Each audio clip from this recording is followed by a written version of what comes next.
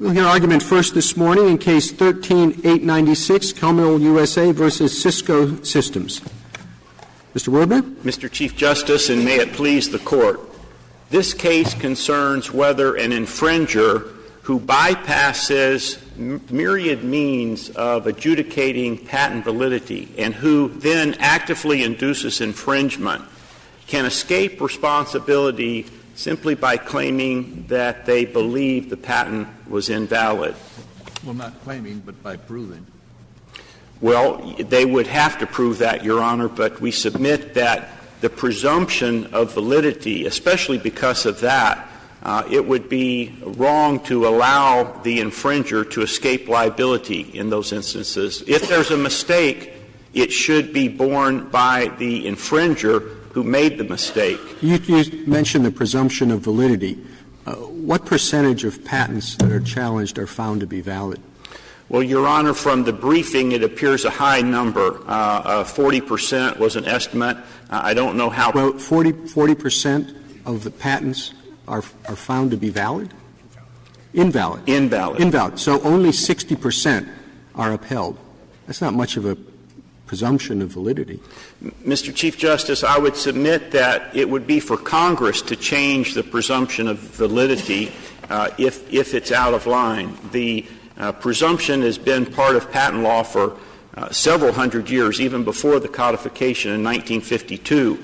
And it's more than just a procedural mechanism. It's a message that patents are presumed valid. They should be respected not just by judges and juries, but by the public, who are told that until proven otherwise, patents are presumed valid. And someone who wishes to gamble on their belief that it's invalid should bear the consequences if they're wrong. This question would come up only if the patent had been held valid, right? And the defense is, although the patent is valid, we had a good faith belief that it was invalid. That's right, Justice Ginsburg. It would basically give the accused infringer a second bite at the apple because they would have to have the patent found valid, and then if that went against them, then they would want a second chance to say, even though they were mistaken, they believed that it was invalid. And we think that giving them that second bite at the apple will eviscerate the effectiveness of Section 271B, which is vital to protect the interest of patent owners.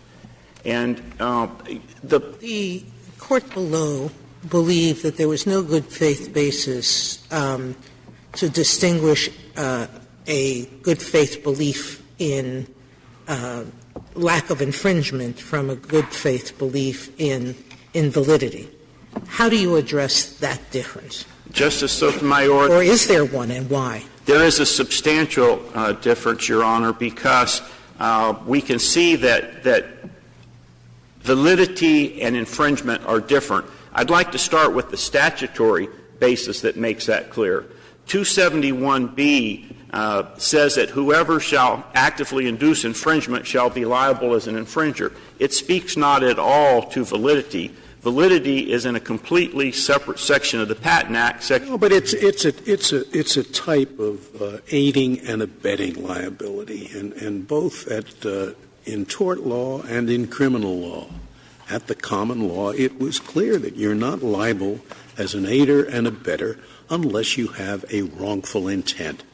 If indeed and you acknowledge that part of this depends upon wrongful intent, don't you? You say that it can't hinge upon the belief that the patent is invalid, but do you not acknowledge that you have to you have to believe that you are inducing infringement of the invalid patent? Well, indeed, Justice. Where do you get that requirement from? Well, indeed, Justice Scalia, those are two separate. And I acknowledge that, as the Court said in the Global Tech matter, that some intent is required, and that was found from the words actively induce in Section 271B. Well, why just some intent? What good does it do to say, well, you're really not a bad actor, but you're half a bad actor. That's enough. It seems to me that if you don't know that you're infringing or that you're encouraging somebody to infringe, is no worse than you're not knowing that the patent is valid. Well, under the Court's Arrow 2 case that the Court described in Global Text as a fixture of patent law, the Court specifically there recognized that once an accused infringer receives actual notice of the patent and is put on notice of the infringing conduct, that creates no defense to that person. And I think the policy reason for that is that having actual knowledge of the patent goes a very long way in putting the person who then goes forward with knowledge of the patent, different than in Global Tech, and they infringe, and they were on notice, they should be the ones, if I might say, who should have stopped when they had that notice, Your Honor, and gone to the myriad means of adjudicating patent validity. Now, under the America Invents Act, for example, there are streamlined procedures available. So the wrongdoing arises when someone who has actual knowledge of the patent and is on notice from the patent owner of infringement, if they don't go to the streamlined procedures, they can do a declaratory judgment, they can do the IPR, the inter partes review at the patent office, then they are gambling on their belief. And as between the patent owner and the accused who was on notice, it's wrong if the infringer with that chooses not to pursue those. Well, you have a cause of action against the person who infringes, right? And it doesn't matter whether he thinks the patent is invalid or not. You got that person, don't you? So this is sort of a supplemental cause of action against somebody who induces, who aids and abets. Yes, Your Honor, that's true, and the 271A, the direct infringer, has strict liability. But I submit that when we look at 271B and C, there shouldn't be this yawning gap between the aider and abetter and the direct infringer. There should be more required. But there is at common law. I mean, there was at common law both civil and criminal. The aider and abetter was really way beyond what it took to convict the person who committed the tort or committed the crime. Justice Scalia, it's true, but if we look at the restatement dealing with aiding and abetting, we see that it depends. There are several provisions that deal with aider and abetter, and the one that has the word induce in it requires a much lower scienter and intent does the one who is assisting, and that makes sense. If I could point out one other statutory aspect, and I'm referring to what is footnote 6 on page 22 of the government's brief. There's an example there of 3 statutes that are very powerful in telling us what was meant by Congress in 271B. Footnote 6 on page 22. The first, when we try to discern the textual meaning of 271B, we need go no further than 271E5, that very same section. And there, at the very end of that section, it talks about the courts of the United States shall have subject matter jurisdiction for a declaratory judgment that such patent, this is the brand name patent, is invalid or not infringed. And I'll give 2 more examples where we see where Congress knows the difference between invalidity and infringement. Where Congress is addressing both, it says both. And that was the first of 3 examples. Mr. Werbner, suppose I have a product, and I'm trying to figure out whether if I sell this product, I'll have liability. And there are 2 ways to construe a statute. Construe a patent. One is narrow and one is broad. And if the patent is construed narrowly, I won't be infringing it.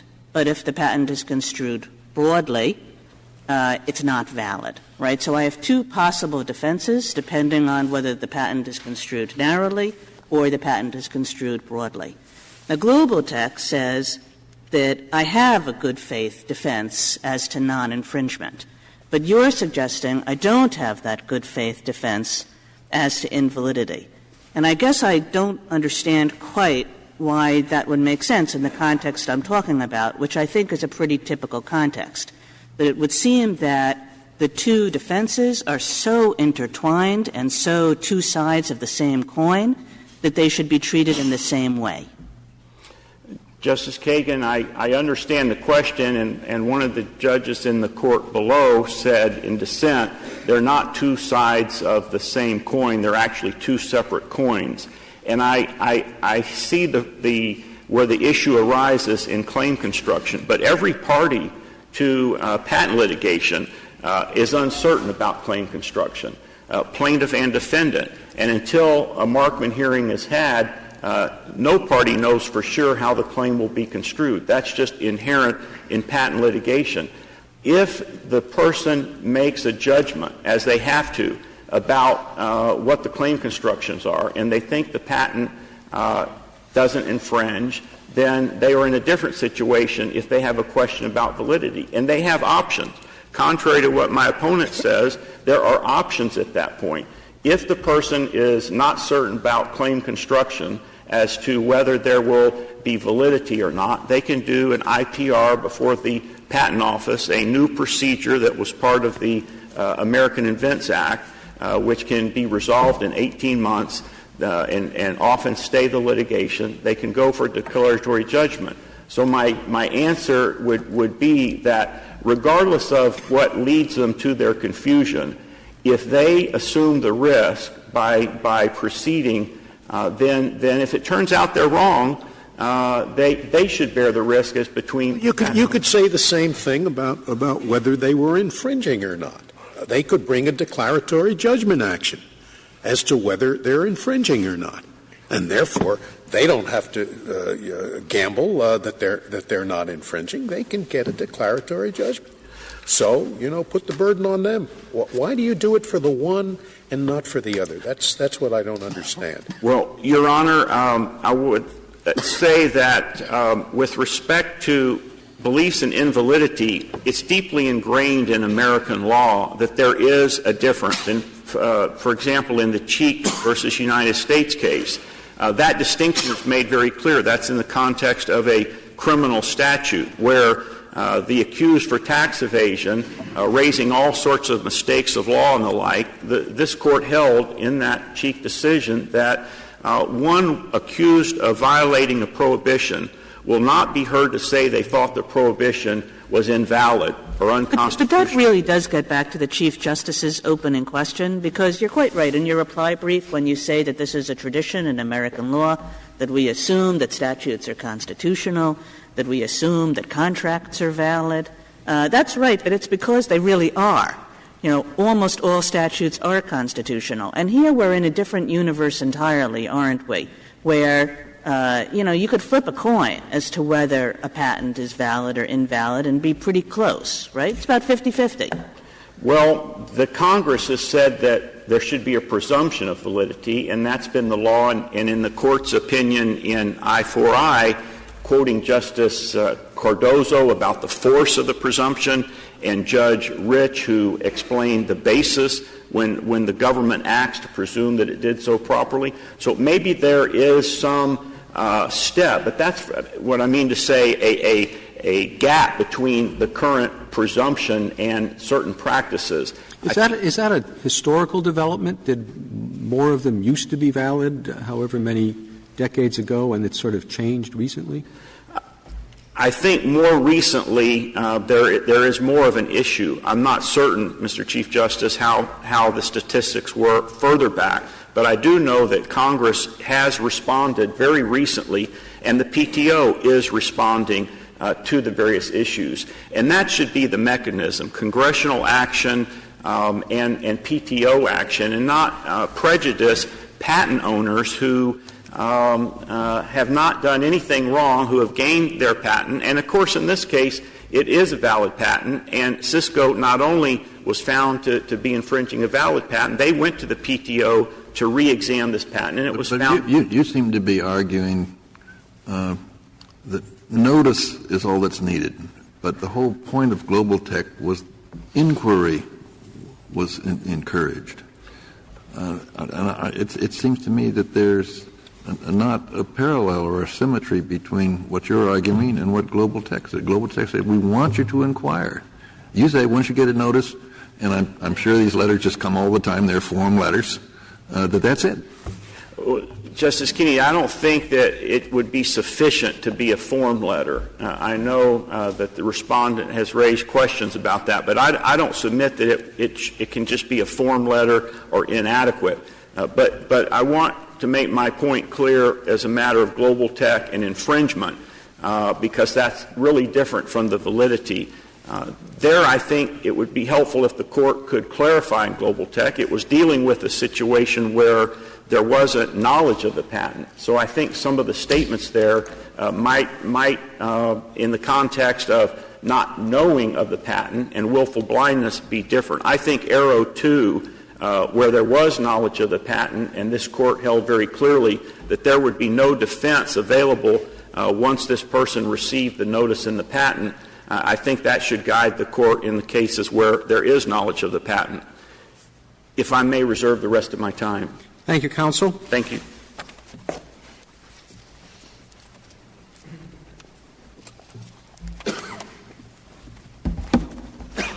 Ms. Anders? Mr. Chief Justice, and may it please the Court, neither a good faith belief in non-infringement nor a good faith belief in invalidity should preclude liability for inducing enforcement. You asking us to overturn global tech? No. And Arrow? No, we don't think that the Court should overturn global tech. We think that global so tech if we really read resolve global these text issues. to mean that you have to have knowledge of the patent and knowledge that your activity infringes it, then your argument doesn't hold up. If that's how the Court understands global tech, then we would say, like petitioner, that even if you think that knowledge of the infringing nature of the acts is necessary, knowledge of invalidity is not also necessary. So break up your argument, if you would, for me, addressing both presumptions, because I think those are different arguments.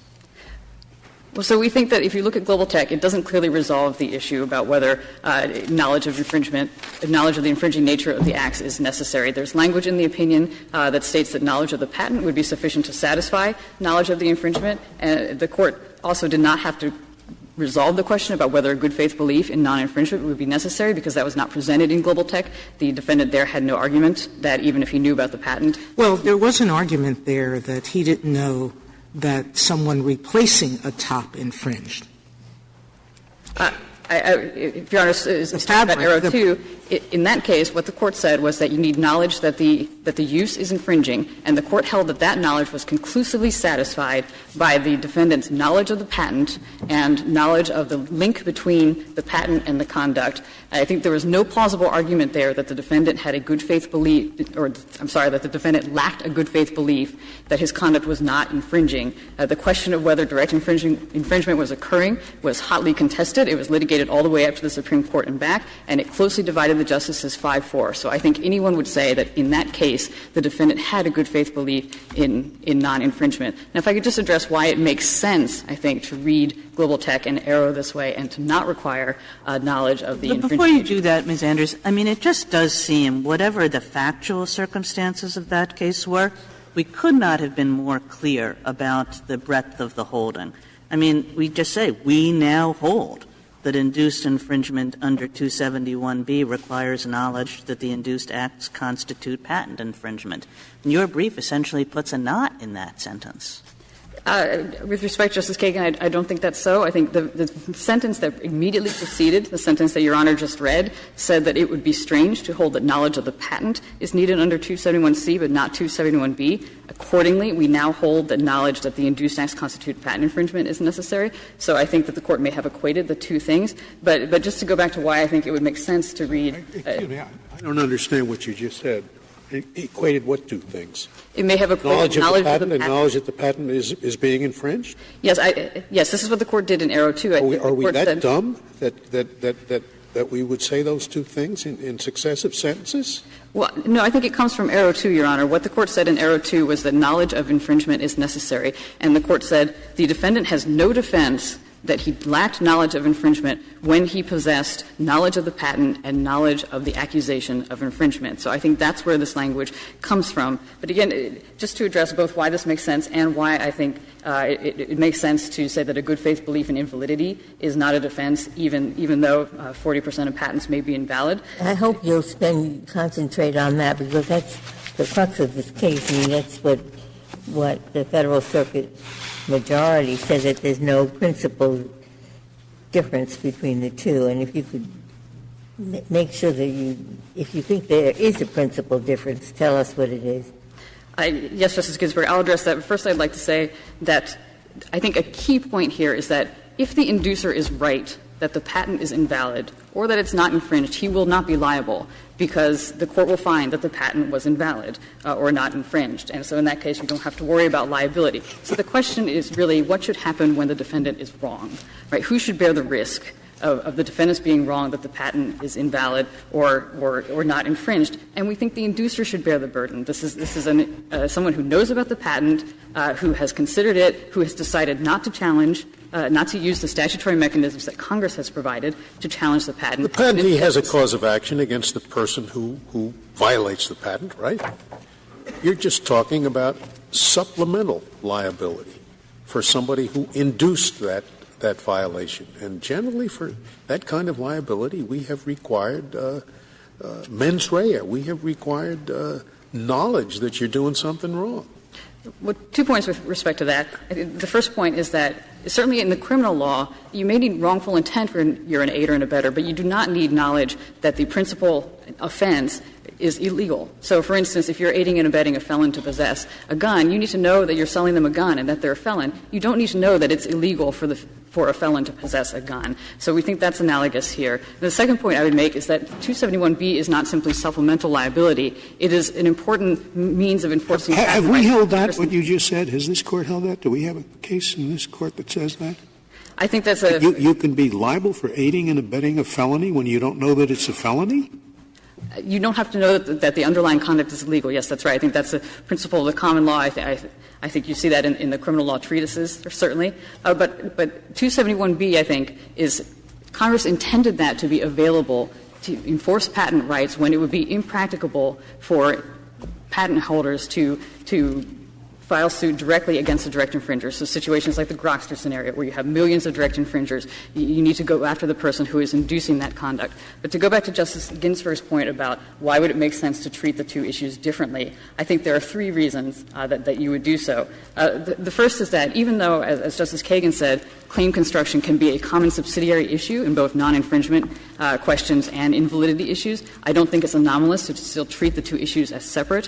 For instance, in Cheek v. United States, the Court it's clear that in the statutory context, you might have a question about statutory construction that would be relevant to whether you're violating the statute, and that same question might be relevant to the validity of the statute, but the Court still said that your belief that the statute was invalid did not negate your scienter with respect to whether you're violating the law. And I also think there are a couple of times about the idea of difficulty of going after all the little people. But why is that? It would seem to me that once you have a few successful suits against the users rather than the inducers, both the users and the inducer will get the message and not continue on with the infringement.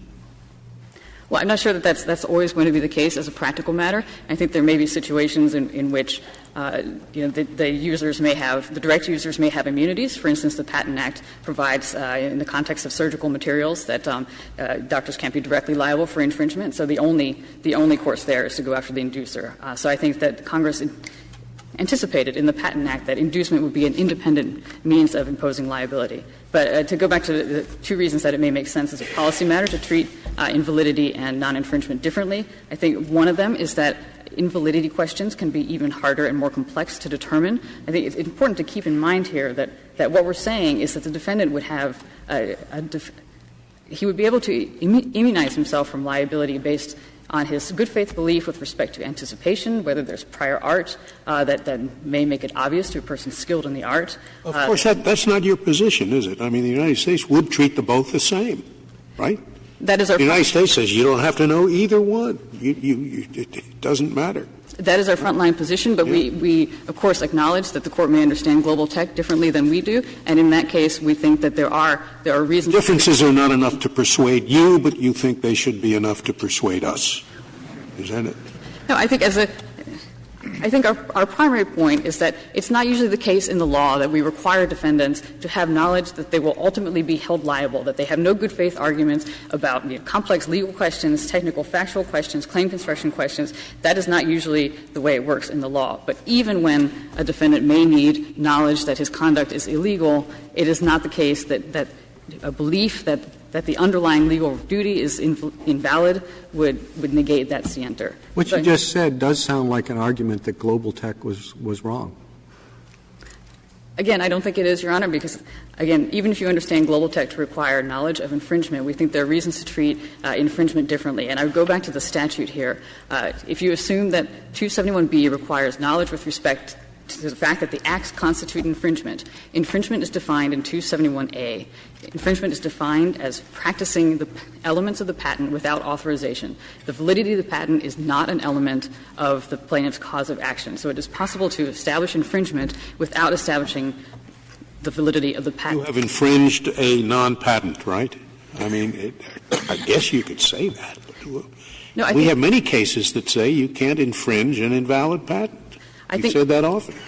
I think Congress made clear that that invalidity is something that prevents liability for infringement. It does not prevent infringement from occurring. Once the PTO has granted a patent, that patent exists and it can be infringed. 271A There are two different burdens, aren't there, for infringement and for invalidity? Infringement, the patent owner bears the burden of proving that the other is infringing, and for invalidity, the other side bears the burden. So they are treated differently. That's correct. Briefly. I think 271A makes clear that because of the presumption of validity, infringement and invalidity are separate issues. The patentee does not have to prove validity in order to establish infringement. Thank you, counsel.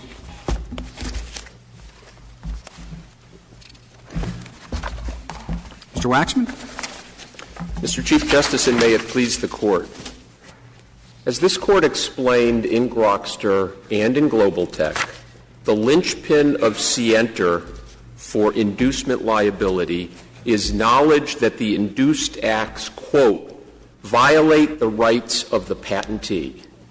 Because practicing an invalid patent violates no such right of a patentee, an accused inducer who reasonably believes in good faith that a patent is void lacks the scienter required for liability under Section 271B. So what does that do to the presumption? If the presumption is that a patent is invalid until you prove, you have the burden, that a patent is valid, you have the burden to prove it's invalid. Your position basically says, no, I don't have to prove it. I just have to show I had a good faith basis. Well, no. I mean, in order to invalidate a patent in court, the party urging that the patent is invalid bears the burden of proving invalidity by clear and convincing evidence. That's actually not the burden if you challenge it before the PTO. But it is a high burden, and it's appropriately high, because once a patent is declared invalid, it is unenforceable against anybody for all time. And under the blonder tongue principles, a patentee who loses once is gone. And this case, of course, and the issue in this case only arises, as all specific intent cases arise, only where there is otherwise established a cause of action. So in other words, the good faith belief either that the patent wasn't being infringed by the direct infringers or was a void patent will arise only when a court or the PTO has concluded that the patent is indeed valid. And the only issue in this case is it is the plaintiff's duty, the plaintiff's burden to prove scienter. And as Arrow suggests and Global Tech affirms, if the plaintiff comes forward and says, I sent him a letter identifying the patent and expressing my belief that the patent is infringed, if the defendant doesn't have anything else to say, that can be viewed as permitting the jury to conclude that, in fact, the defendant had scienter. The only issue in this case is what the defendant can say in response to the scienter element, an element that does apply, as Justice Scalia was pointing out, at common law for aiding and abetting liability. And the jury will certainly be told after But you're not aiding and abetting. I'm sorry? You're not aiding and abetting. You're inducing. So you're actually, it's like you're appointing a surrogate, and you're saying you do it for me, but you do it. Well, I want to get to my last point about what the jury will be instructed, but let me first, with all due respect, take on that assertion. When Congress enacted Section 271B and Section 271C in 1952, both the House report and the Senate report said two things about those provisions.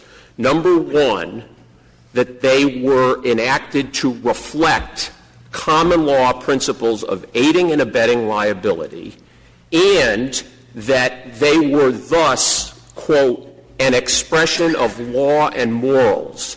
And this Court in Global Tech precisely recognized that these provisions are, in fact, the modern-day statutory version of civil aiding and abetting. The Federal Circuit has always recognized it. And aiding and abetting at common law absolutely required knowledge of wrongdoing. And just to get to your original question, in a case in which the jury has found that the patent is valid, and the plaintiff goes on to say, and there was appropriate scienter because, and it's quite unlike this case because there was no letter, a letter was sent saying, I have the 395 patent and here's why you infringe it. You've heard the defendant explain why he or she or it nonetheless had a reasonable good faith belief that the patent was void. In evaluating the reasonableness and good faith of that expressed belief, you need to take into account that under the patent laws, issued patents are presumed valid, and that in order to establish the invalidity of a patent in court, as I have otherwise instructed you, the defendant has to prove invalidity by clear and convincing evidence. And that's what you should take into account when you are evaluating the defendant's profession of a good faith belief. And I'm sorry. I was just going to Justice Kagan's point. About, the two sides of the coin or two different coins, whatever metaphor you want to use, what happens in the paradigmatic case, and it actually happened in this case when the lawsuit was filed, is the defendant looks at the claim that it has a method that is violating this patent, and it may seek legal counsel. And what it found in this case, and what it would testify to if it were allowed, is we looked at this patent. This patent seems to, by all intents and purposes, claim Bluetooth technology, and if the patent is construed narrowly as we think it should be, our customers are not practicing the steps. Well, that seems to me to go to the application in your case. But to step back, if you regard the patent as law, it seems to me that your position is really just ignorance of the law as an excuse. No. We are not at all, Mr. Chief Justice. We are not arguing at all for a freestanding defense of mistake of law. We're not arguing here, or there was a reference to Cheek, we're not claiming that there is a reasonable good faith defense in a belief that the patent laws are unconstitutional or that they don't apply secondary liability, or even it wouldn't be a reasonable good faith belief. No, but if the patent, you don't have to say the patent laws are unconstitutional, but if you regard the patent more as law rather than contract, and it does apply against the whole, confer legal rights against the whole world. Yes. And you say, well, even if we turn out to have been wrong about what that law means, what that patent means, we still have a valid defense. Well, what the law means and what a patent means are two very different things, and I think that really is the crux of what I should have started saying. There's no dispute that practicing all of the steps of a patented invention is unlawful, and a defense of a belief that it wouldn't be a defense. But invalidity defenses are not disputes about the parameters or the scope of of Section 102 or 103 or 112. Invalidity defenses are utterly factual.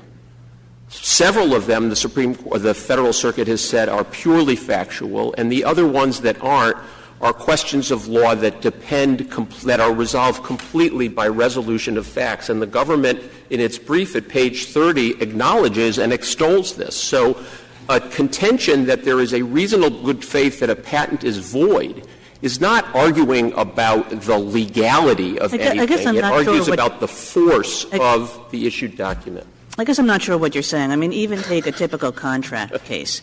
Typical contract case is somebody sues you for breach of contract, and you say, oh, I thought that the contract was invalid. It's true, I would have breached it if it were valid, but I thought the contract was invalid. That usually does not allow — that's not a good defense. I mean, if it turns out that the contract was invalid, you win. But if the contract was valid, you lose, even though you thought the contract was invalid.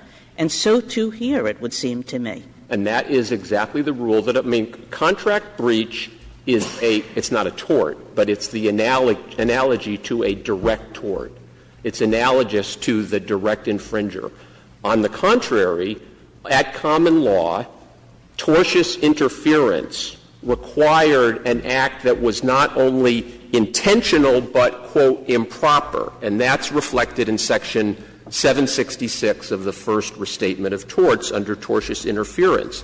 And there are many, many courts have understood and construed that word improper to require a belief that the contract — that you were tortiously interfering with a contract that is in fact valid, and many courts have allowed the third party, essentially aider and abettor, a defense that they believed that, this was a contract for the supply of alcohol during Prohibition.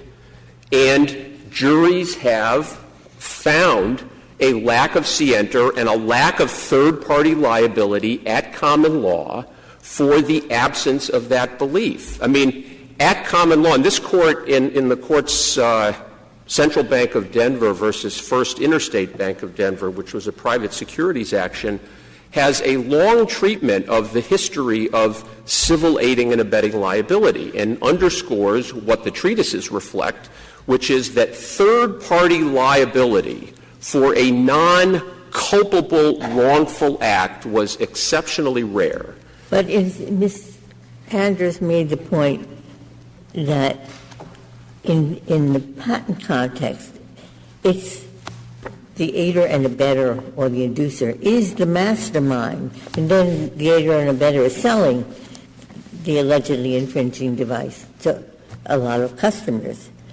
And as between those two, it's much more effective to go after the person who is supplying the allegedly infringing device. Justice Ginsburg, in some contexts it is, in some contexts it isn't. When Walmart or McDonald's get a letter from Commil saying that you are infringing our patent because you're using the, Cisco-provided wide area network, a couple things happen. We're talking about the practicalities of things. In the first place, companies like Cisco, it is a commonplace to have an indemnification for customers saying if you're sued for patent infringement, we will take over the defense and we are liable. And even if they don't have that, it obviously is going to do a company like Cisco or, heaven forbid, a smaller, innovative company to say, well, they can't really reach us. They're just suing our customers. And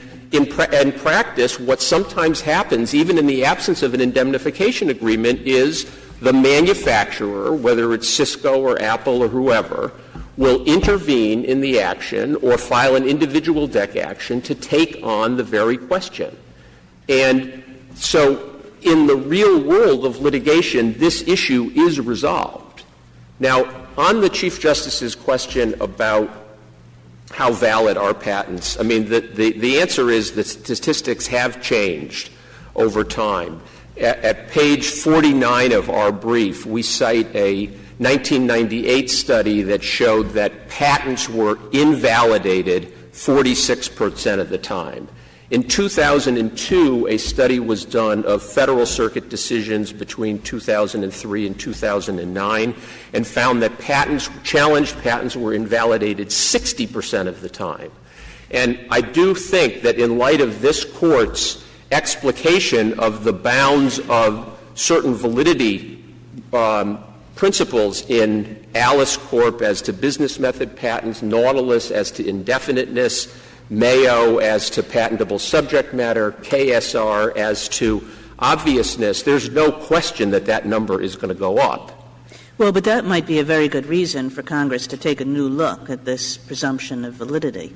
But your problem is that this presumption of validity exists and that this question of validity functions in a patent suit only as an affirmative defense. So maybe I'm seeing this wrong, but I don't actually see the presumption of validity as a problem. The presumption of the validity raises the bar of proving to a jury that you had a reasonable good faith belief that this patent would be invalidated. You have to have — it wouldn't be reasonable to assume, I think I can prove by 51% that it's invalid, or I think it's 51% likely.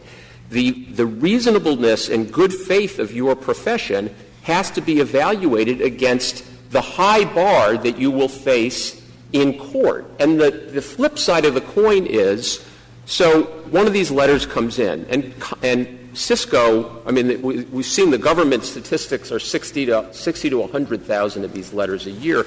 Cisco gets way more than one letter every day. They're sued twice a year.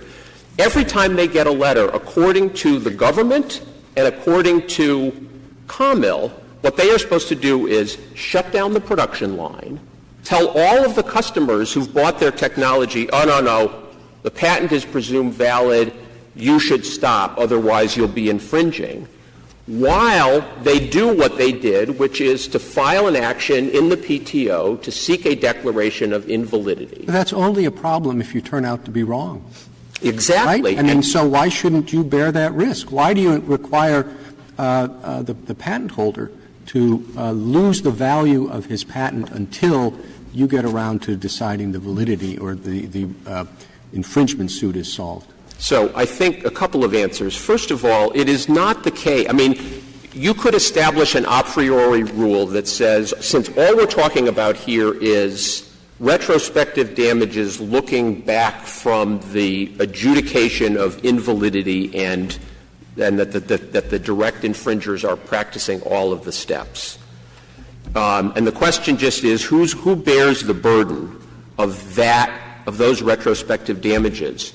Where the common law put it under aiding and abetting liability, and where 271B and 271C put it, as this Court has explained in Grokster and in Global Tech, is to leave it for the jury.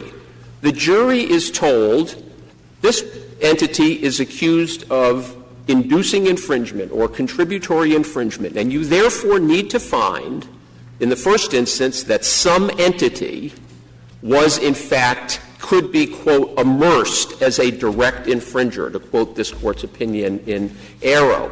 If you do that, aiding and abetting liability will follow if the plaintiff establishes three separate tests, one of which is scienter.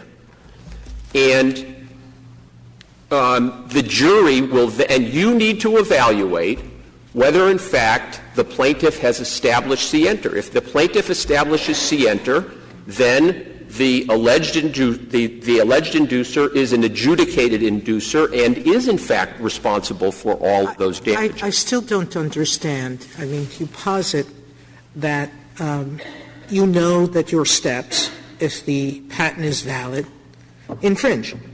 I'm sorry.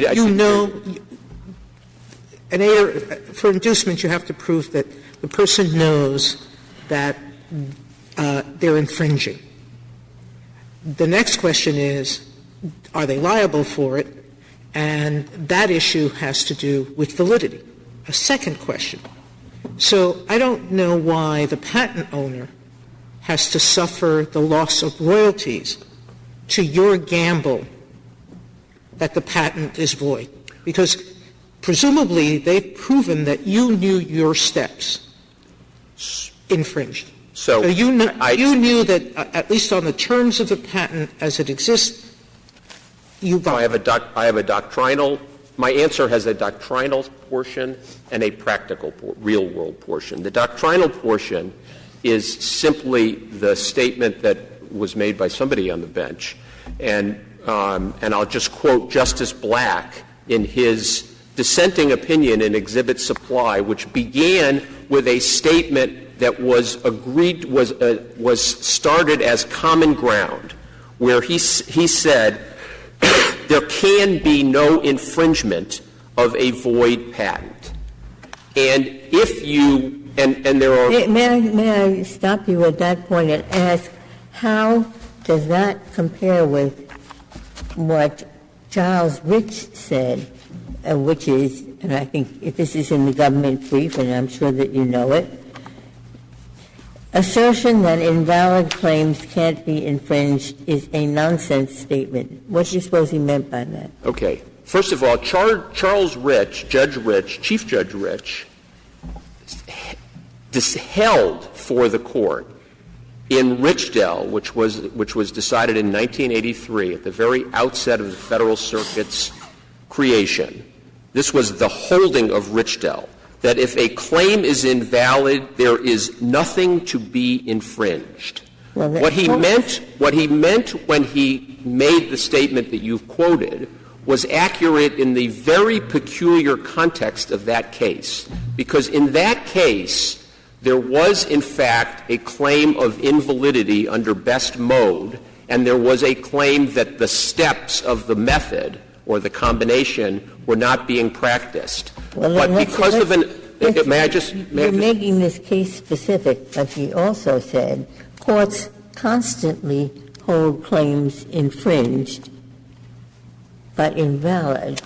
So what that means is, if I can just finish my point on the case that he was deciding and why it made sense, because of a reason of the quirk of the case, the best mode defense of invalidity was not presented to the jury, and he was simply saying that it was wrong to say that by having found the question of whether all the steps were practiced, or in that case not, the jury necessarily made a finding on invalidity. What the more general statement, Justice Ginsburg, reflects is the fact that infringement can be referred to. I mean, there are, as was pointed out, separate defenses. One is the first in 271A or 282A, the A1 is you're not practicing all of the steps of the claimed invention. And that is vernacularly referred to as non-infringement. The claim that a patent is valid depends on or invalid depends on a showing that it doesn't satisfy sections 102, 103, or 112 of the Patent Act, and is a showing that, if made, will invalidate the patent against everybody, not just the defendant. I thought, and maybe correct me if I'm wrong, that what this meant was thinking of how it comes up in litigation. So you're in the district court, and you have, let's say you're the alleged infringer or contributory infringer or inducer. So you say, number one, the patent is invalid, and number two, if it's valid, it was not infringed. So in the court of first instance, both of those issues, they're discrete in the sense that I am arguing it's not valid, so no patents out of it. But if I'm wrong about that, it wasn't infringed. So those are discrete inquiries. We're not disputing that they're discrete inquiries. The validity of a finding of infringement, the ability to, as this Court put it in Arrow 1, immerse a defendant as an infringer, presupposes that there is, in fact, someone is practicing all the steps of a valid patent. That's indisputable. It's simply it is a nonsense statement to say that you can be immersed as an infringer of a void patent. The patent provides rights, the rights to exclude, the right to withhold authorization within the meaning of 271A, defining infringement. If you have no legal right to withhold authorization, you don't have a legal right that's being violated if somebody practices the claimed steps. Now, I do want to make a couple of points. First I should go back to let me try to remember my practical side of the answer to Justice Sotomayor's question. I wish I could remember it because it was really good. Maybe it'll probably your answer was really good, or my question? No, your question was good, but my answer was also good, and it'll probably come to me on the walk back to my office. I have forgotten the question. What was the? So I think the question was. What was the question? Mr. Waxman, as a company that's in this position, the company has other alternatives. It can go to court and seek a declaratory judgment. It can go to the PTAB. It can go to the PTO. It can do all of these things essentially to figure out whether the patent is valid. And those things also have the side benefit of getting invalid patents struck so that nobody else will have to deal with them either. So why isn't that the right way to understand this system? Is that no, rather than allow a company to come in and do what we don't allow in any other context as far as I can see, which is to plead good faith belief in the invalidity of the patent, that no, we say to them, yes, we understand you have a question. Congress has set up many mechanisms for you to get an answer to that question. Use one of those mechanisms. Okay. So, look, our argument isn't principally a policy argument, but I'll give you the policy answer to your question. The legal answer is that 271B and C liability is avowedly and recognized as a statutory instantiation of civil aiding and abetting liability, and third-party liability at common law was a rarity, and a particular rarity in the absence of culpability. But as to your question, so Cisco is a big company and has a lot of resources. It's true that it gets hundreds or thousands of these letters every year, and if the notion that it should run into court and institute an action every time somebody with a business method patent that seems now pretty clearly invalid under this Court's decision in Alice has to begin patent litigation and stop the production line and tell all of its customers not to do it, I think would be an odd practical remedy. The question here is, what about a company that's perhaps Cisco 20 years ago? An innovative company that is making products that people can use. It gets a letter, and it looks at this letter and says, if the patent is construed the way we think it should be construed, we don't think our customers are violating it, and if it's construed broadly, it's probably void because of X, Y, or Z. If we go to court, first of all, we will have to shut down our only means of, we have to shut down our production line, we have to tell our customers to stop using it, and we get to go to court and litigate what probably will be a $1 million to $10 million case, which if we don't shut our production line, we will be retrospectively liable for all the damages that occurred. And the paradigm of what happens here is, again, this is getting back to a point that I do remember that you made, which is the two sides of the coin. What the trial court held was that under Global Tech, it had to allow Cisco on the issue of Sienter to explain why it had a good faith belief that the patent was not infringed. But it was not allowed to explain why, if the patent were construed so as to encompass what Cisco does, it would be invalid for lack of enablement or written description, and which is exactly what happened. And so the defense that Cisco was allowed to make at trial was the sound of one hand clapping, whereas what Cisco did once it received notice of this suit was to do an analysis and say, this appears to claim only Bluetooth. We don't do Bluetooth, so our customers are not practicing the steps. But if this were construed broadly enough to include the protocols that we are involved in, it would be anticipated, and in any event, there's no enablement or written description of how to do it. That goes to rolling the dice. Well, yes, but if infringement is one thing, if you have a good faith belief, you've done the inquiry, the one that Justice Kennedy talked about, that was the premise of global tech, which is there's a valid patent out there. You have to give a reason why your steps don't infringe their steps. You have if to you, give. You if have you can do that, that's fine. If you can't, if once you've lost on that, then you've rolled the dice. Why should the patent owner now be deprived of the value of Justice Sotomayor, you are rolling the dice no matter what, because if you can't convince — you need to be able to convince a jury that notwithstanding the whatever proof the plaintiff has that you were on notice of the patent and a claim of infringement, that your scienter, which after all is measured by what you believe, not by what the other side tells you to believe, you are — if the jury can only evaluate half of the thought process of the defendant says if it's narrowly construed, the steps aren't practiced. If it's broadly construed, it's invalid. But when you get to the jury, the only thing you're allowed to tell the jury is, well, I believed that if it was narrowly construed, we wouldn't be practicing this. That's not a real — that's not giving the jury the benefit of what you believed. And again, all this case is about, it's not about immunizing anything.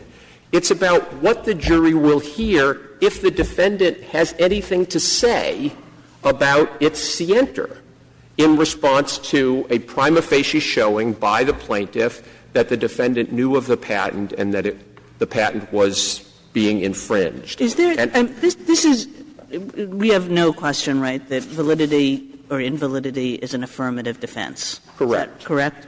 I mean, is there any other area of law where the defendant gets to say, I thought an affirmative defense would be available? Turned out I was wrong, but I thought an affirmative defense would be available. Oh, I think if you — may I quickly? Any of the common law, if you go back to the common law and look at instances where aiding and abetting liability, which, as this Court pointed out, is referenced in 876B of the first restatement, that defense was available because someone who didn't have that belief was not culpable and, quote, morally wrong. Thank you, counsel. Mr. Werbner, you have 4 minutes left. Thank you, Mr. Chief Justice. Justice Kagan, to your question just now, I know of no other area of the law where a defendant, if it turns out they're right, they win, and if it turns out they're wrong, they win. That's the position that Cisco is seeking. And the parade of horribles of having to shut down the factory — The argument goes too far, because that's the same for infringement. If you don't think you're infringing and you have a good faith basis, you're right. Well, there is the in my mind, the fact is that Cisco and their amici pressed Congress to create, through the PTO, the IPR procedures. It's not $1 million lawsuit, and it's not one that goes on forever. They have many lawyers that can evaluate the risk and go to the PTO. That's where they should go if they're seeking validity. Infringement, you can't go to the PTO, but the IPR allows that. Of course, your response to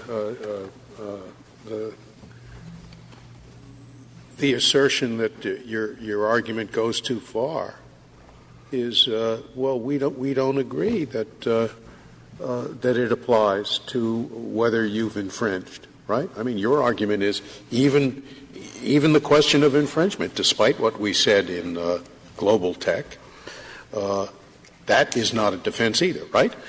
So at least you're consistent. Well, Justice Scalia, I do want to point out that Cisco cannot point to a single statutory provision that suggests that Congress thought that the validity of the patent was an element of 271B. So no matter how the Court comes out on the non-infringement, scienter, and the global tech, regardless, Our position doesn't depend on it, and there's no statutory support for validity being a component of a 271B. And the reference was to blonder tongue. That case that this Court decided back in, I think, the early 70s said that a jury finding or a judge that a patent is invalid doesn't wipe it out. It doesn't become void or canceled. It's a matter of collateral estoppel that has to be pled under Rule 8c. And if a defendant later does not, then that patent was infringing an invalid patent because it's an affirmative defense. So I think the blonder tongue case really completely undermines the position that infringement presupposes validity. It's quite separate. It's quite distinct, and for the reasons we stated, we would ask that the case be reversed and remanded to the Federal Circuit, unless there are questions. Thank you. Thank you, counsel. The case is submitted.